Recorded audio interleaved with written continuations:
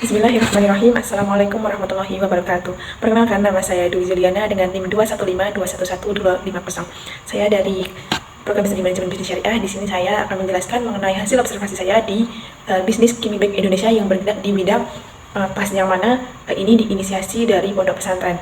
Kemudian ada beberapa hal yang akan kita bahas di video kali ini. Yang pertama, tentunya kita akan kenalan terlebih dahulu mengenai profil dari bisnis Kimi Bank atau dari sejarahnya Kimi Bank ini berdiri.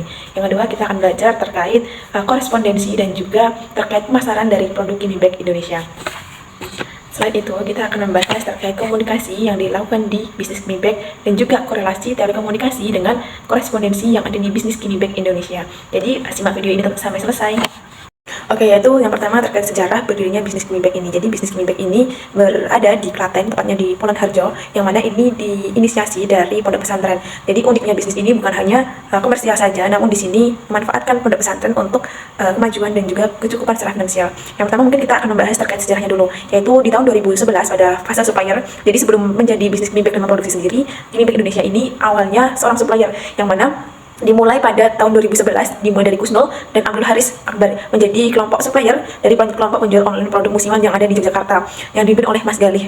Nah, kemudian dari situlah Mas Galih merupakan seorang alumni pondok pesantren Al-Qahari yang bekerjasama dengan Kusnul. Pada fase ini Kusnul belum memiliki produk, modal dan bahan, sehingga semua peralatan masih terbatas, sehingga untuk memproduksi suatu tas atau lain sebagainya itu masih belum bisa.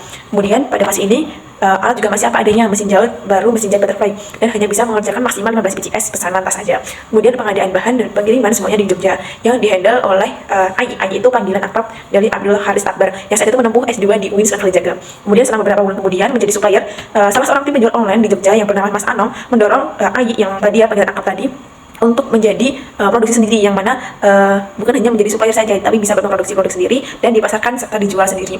Berbekal dorongan dan beberapa arahan, kemudian Kimi Bank ini mulai membuat blog yang mana sebagai tempat dokumentasi digital karya tas yang dibuat oleh Mbak Ria. Mbak Ria ini panggilan khusus dari Mbak Kusnul Itsariati tadi. Kemudian sekaligus menjadi tempat sosialisasi. Fase ini juga berbarengan dengan kelahiran anaknya yang bernama Kimia Saadah. Mbak Kusnul ini hanya berkreasi awalnya hanya berkreasi mengenai pakaian baby atau baby wear, yang mana selimut bayi, kaos kaki bayi, baju bayi, dan belum terpikirkan untuk menjual atau memproduksi tas karena di waktu itu masih keterbatasan alat dan bahan-bahan. Kemudian waktu demi waktu berlalu, setiap hasil karya dari Mbak Ria ini diupload ke blog dan insentitas pesanan tas kanvas dari teman, sehingga dari peningkatan peminatan penjual, permintaan pembeli terkait tas kanvas tadi mendorong Mbak Ria untuk lebih memperhatikan dan juga membuka bisnis baru, yang mana tas tadi. Dan dari sinilah melahirkan blog yang bernama Kimi Bag, yang awalnya Kimia Baby Wear kemudian menjadi Kimi Bag gitu. Kemudian di tahun 2011 sampai 2013 merupakan fase Kimi Bag, kebiasaan blogging dan dokumentasi produk dengan kamera pocket terus berlangsung. Bermodal laptop Casio, modem USB Huawei, pemberian kartu seluler biasa dan BlackBerry bekas yang dibuat dengan cicilan ringan sebagai jalur komunikasinya. Terus berarti membuat display yang sederhana. Sekitar 3 bulan setelah blogging, mulai ada beberapa pertanyaan via SMS atau BBM terkait pada produk yang kami upload di blog tadi. Sampai kemudian satu demi satu orderan mulai masuk dan semakin menambah rasa percaya diri kami untuk terus berkembang. Di sini Kimi Bank mulai menjual produknya sendiri sebelum tetap menjadi supplier. Jadi di fase ini Kimi Bank masih menjadi supplier sekaligus menjual produknya sendiri, namun dalam kapasitas yang belum banyak dan kapasitas yang belum besar. Kemudian di tahun 2024 sampai sekarang fase KimiBank.com, yang mana prinsip belajar yang selalu diterapkan oleh pemilik. Jadi setiap keuntungan yang diperoleh ditabung dan diinvestasikan. Kemudian mulai menginvestasikan pada alat-alat dan bahan-bahan, kemudian beberapa alat vital untuk produksi Kimi Bank yang mulai bermigrasi perlahan di blogspot gratis menuju web profesional dengan domain KimiBank.com. Peningkatan ini berbanding signifikan dengan pelanggan yang order kepada Kimi Bank yang awalnya dalam skala lusinan, kini hingga tembus ribuan PCS per order, yang mana pembeli ini bukan hanya dari domestik melainkan juga dari luar negeri, karena blog jangkauannya lebih banyak dan tentunya untuk menjangkau teman-teman ataupun masyarakat luar negeri itu lebih mudah. Kemudian setelah semua ini berjalan dan juga mulai percaya, Kimi Bank mulai mengasah di bagian blog. Jadi untuk pemasarannya Kimi Bank berfokus di blog, yang mana barang-barang dari Kimi Bank ini sudah bisa dipasarkan di pasar internasional, bahkan tembus di beberapa negara, Australia, kemudian Italia dan lain sebagainya, karena permintaan di luar negeri juga ternyata lumayan banyak begitu. Oke, karena tadi kita sudah membahas mengenai sejarah dari Kimi Bank dan berdirinya Kimi Bank, sekarang kita masuk di poin kedua, yaitu kegiatan komunikasi usaha dari Kimi Bank Indonesia. Komunikasi tentunya sangat penting dan sangat vital dalam suatu bisnis atau lingkup suatu perusahaan. Jadi di Kimi Bank ini sebagai sebuah UMKM yang berbasis ramah lingkungan dan pemberdayaan masyarakat pesantren, Kimi Bank Indonesia memanfaatkan komunikasi bisnis yang efektif untuk membangun hubungan dengan berbagai pihak termasuk pelanggan, mitra, komunitas lokal, dan pemerintah. Komunikasi bisnis Kimi Bank dirancang agar sejalan dengan visi keberlanjutan dan pemberdayaan masyarakat, terkhusus masyarakat pondok pesantren. Berikut adalah elemen yang digunakan oleh Kimi Bank Indonesia dalam berkomunikasi. Yang pertama ada komunikasi internal yang melibatkan koordinasi antara pendiri, manajemen, pekerja, dan mitra pesantren. Beberapa pendekatan yang dilakukan meliputi yang pertama ada pelatihan dan briefing rutin. Yang pertama, santri dan pekerja diberikan pelatihan ataupun keterampilan dasar mengenai teknis seperti menjahit dan desain produk, serta pengetahuan dasar tentang misi lingkungan bisnis. Yang kedua yaitu briefing harian atau mingguan yang dilakukan untuk mendiskusikan target produksi, kualitas produk, dan juga tantangan yang dihadapi. Ada juga yang poin kedua yaitu penguatan budaya kolaboratif, yaitu menanamkan nilai kerjasama, tanggung jawab, dan berbagi manfaat kepada seluruh anggota tim sesuai dengan nilai-nilai Islam ataupun nilai-nilai dari pesantren tersebut. Kemudian komunikasi dilakukan dalam suasana keluargaan namun tetap profesional agar menciptakan lingkungan kerja yang kondusif. Yang kedua yaitu ada komunikasi eksternal. Komunikasi eksternal menerapkan berbagai strategi komunikasi untuk membangun hubungan yang baik dengan pelanggan, mitra bisnis, dan komunitas. Komunikasi ini mencakup yang pertama, komunikasi dengan pelanggan. Ada promosi melalui media sosial, yaitu Kimi Baik menggunakan platform seperti Instagram, Facebook, kemudian TikTok untuk memperkenalkan produk secara instruktif tentang proses produksi berbasis pesantren dan mengedukasi pelanggan tentang pentingnya menggunakan produk ramah lingkungan, karena memang bisnis Kimi Baik ini produknya ramah lingkungan dan menggunakan bahan karung, bukan bahan dasar plastik atau lain sebagainya. Jadi untuk ramah lingkungan sangat terjamin. Kemudian desain konten yang kreatif dan informatif serta video behind the scenes untuk pembuatan produk dan testimoni pelanggan. Yang kedua ada kolaborasi dengan komunitas lokal. Kimi Baik membangun kemitraan dengan pesantren lain di Klaten untuk memperluas jaringan produksi. Proses ini dilakukan untuk memenuhi atau juga untuk komunikasi langsung, seminar bersama, dan juga pertemuan berkala. Yang ketiga, pemberdayaan dengan lembaga pemerintah. Kimi Baik sering menghadiri acara seperti Bazar UMKM dan Forum Ekonomi Kreatif yang diadakan di daerah pemerintah daerah untuk memperluas jaringan dan memperoleh dukungan. Proposal bisnis yang jelas dan terstruktur disampaikan untuk mendapatkan akses pelatihan, pendanaan, atau fasilitas lainnya dari dinas terkait. Yang ketiga yaitu edukasi dan komunikasi publik. Selain itu, Kimi Baik juga melakukan kampanye lingkungan karena dari bisnis tadi yang ramah lingkungan, sehingga kampanye ini sangat mengedukasi masyarakat tentang manfaat mendaur ulang dan menggunakan produk yang berkelanjutan. Webinar dan workshop tentang pengolahan limbah yang dikelola dan dilakukan oleh komunitas menjadikan Kimi Baik bukan sekedar bisnis tetapi juga agen berbahan sosial.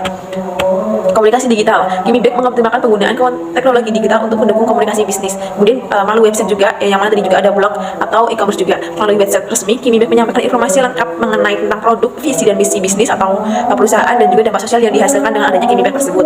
Kemudian ada platform e-commerce seperti Shopee dan Tokopedia digunakan untuk menjangkau pasar yang lebih luas seperti deskripsi produk yang menarik dan profesional.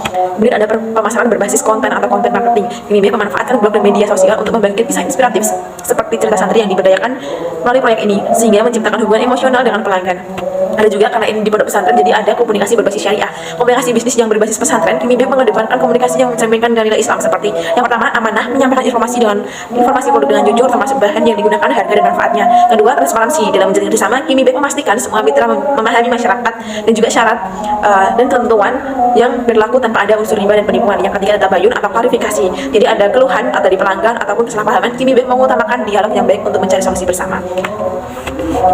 Kemudian kita lanjut di korespondensi bisnis Kimi Baik Indonesia.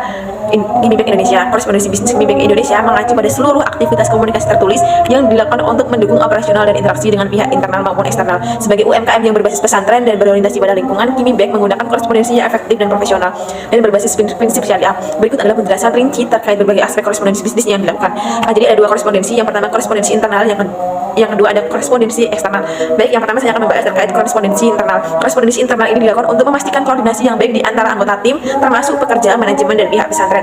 Yang mana ini mencakup dua hal. Yang pertama ada memo internal. Memo digunakan untuk menyampaikan pengumuman jadwal produksi, pembagian tugas, dan perubahan kebijakan operasional. Kemudian ada email grup dan pesan singkat. Komunikasi cepat terkait laporan harian dan instruksi spesifik dilakukan melalui WhatsApp, grup, dan Telegram. Kemudian ada email digunakan untuk komunikasi formal dengan pihak eksternal ataupun terkait laporan keuangan. Kemudian ada korespondensi eksternal. Korespondensi eksternal mencakup komunikasi tertulis dengan pelanggan bisnis, mitra bisnis, komunitas, dan pihak pemerintah.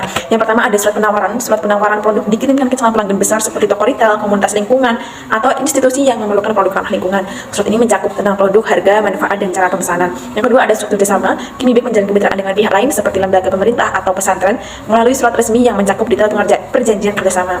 Yang ketiga ada surat permohonan sponsorship atau pendanaan. Dalam mengembangkan usahanya, Kimi Baik mengajukan permohonan pendanaan kepada dinas terkait atau lembaga filantropi dengan surat yang menjelaskan visi, misi, dan tujuan dari bisnis itu. 4 yaitu invoice dan kwitansi. Dokumen keuangan resmi ini digunakan untuk mencatat transaksi dengan pelanggan dan mitra secara profesional. Media dan alat korespondensi yang digunakan yang pertama ada kertas digital. Korespondensi formal seperti surat kerjasama dan proposal umumnya dicetak di atas kop surat Kimi Baik dengan format resmi. Yang kedua, mengurangi penggunaan kertas. Komunikasi berbasis digital seperti email dan video juga diadopsi. Ada platform digital yang mana platform ini ada 3. Yang pertama email, platform utama untuk komunikasi formal dengan mitra bisnis dan pemerintah. Yang kedua WhatsApp bisnis, digunakan untuk komunikasi cepat dengan pelanggan dan mitra seperti memberikan informasi produk, status pesanan, atau diskusi informal terkait kerjasama. Yang ketiga ada Google Drive untuk berbagi dokumen seperti proposal, laporan, dan materi promosi dengan mitra atau kerjasama tim atau tim internal. Oke, dalam menjalankan bisnisnya, Kim Bimbing memiliki prinsip dalam korespondensi. Yang pertama ada profesional dan kejelasan. Setiap surat atau dokumen dibuat dengan format yang jelas dan menggunakan bahasa yang sopan serta profesional. Yang kedua adalah kejelasan. Informasi disampaikan harus terperinci